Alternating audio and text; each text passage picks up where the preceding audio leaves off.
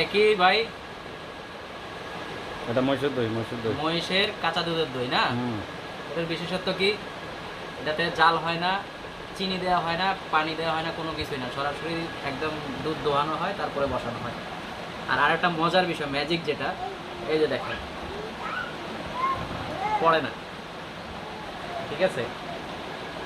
এই যে পড়বে না, এটা এতটাই ঘন, এতটাই সুন্দর, এটা পড়বে না।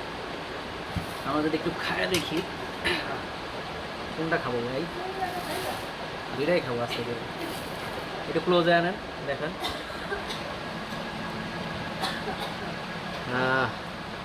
এটা কিন্তু চিনি ছাড়া, হ্যাঁ,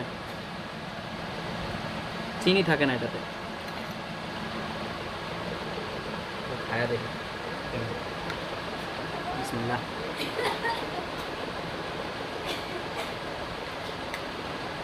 চিনি নাই তো,